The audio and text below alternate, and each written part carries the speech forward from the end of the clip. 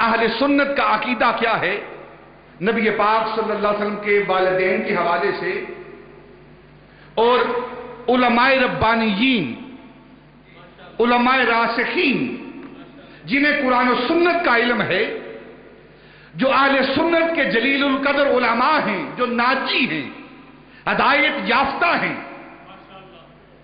ان کا عقیدہ کیا ہے؟ وہ نبی پاک صلی اللہ علیہ وسلم کے والدین کے بارے میں مومن، مواحد، جنتی ہونے کا عقیدہ رکھتے ہیں۔ یہ اہل سنت کا عقیدہ ہے۔ اگر کوئی اس سے ڈفر کرتا ہے، اس سے متضاد رائے رکھتا ہے، تو وہ اہل سنت میں سے نہیں، جب تک وہ توبہ نہ کر لے۔ اور جو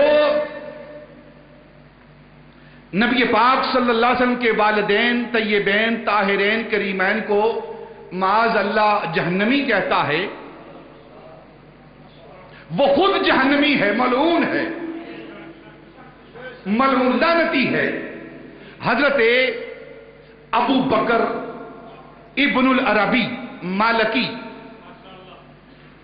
فقہ مالکی کا بہت بڑا امام، احکام القرآن کے اندر ایک شخص نے ان سے سوال کیا کہ جو نبی پاک صلی اللہ علیہ وسلم کے والدین کو جہنمی کہتا ہے، اس کے بارے میں آپ کیا کہتے ہیں؟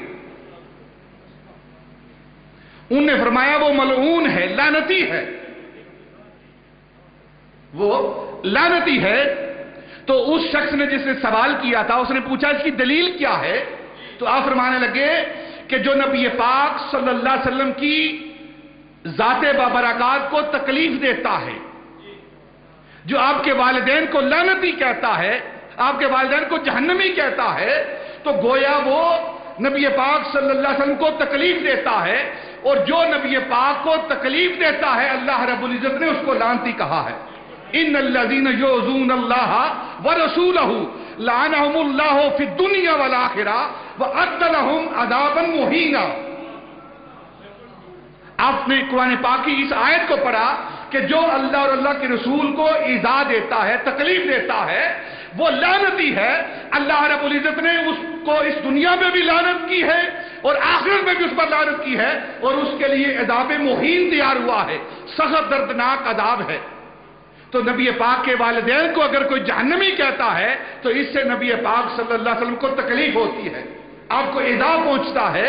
اور حضرت ابو بکر ابن العربی احکام القرآن کے اندر نقل فرماتے ہیں، فرماتے ہیں کہ اس نے نبی پاک کو تکلیف دے کر اپنے گلے میں لعنت کا توق ڈالا ہے۔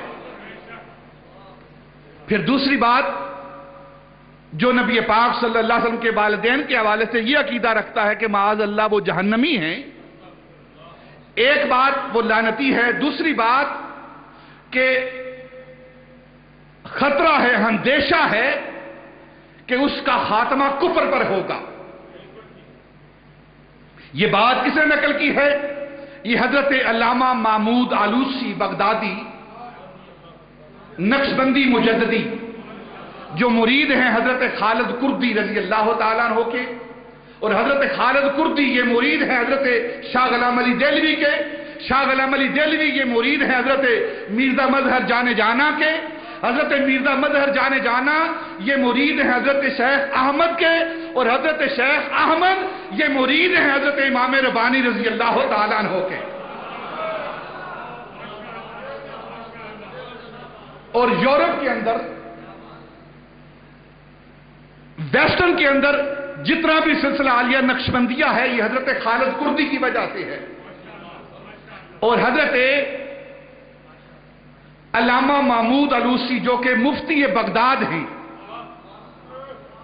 مرجع عراق ہیں، انہوں نے فرمایا ہے کہ جو نبی پاک صلی اللہ علیہ وسلم کے والدین کے حوالے سے نازیبا کلمات کہتے ہیں، گستاخی کے کلمات کہتے ہیں، مجھے اندیشہ ہے کہ جو شخص نبی پاک کے والدین کے بارے میں برے کلمات کہتا ہے اس کا خاتمہ کفر پر ہوگا۔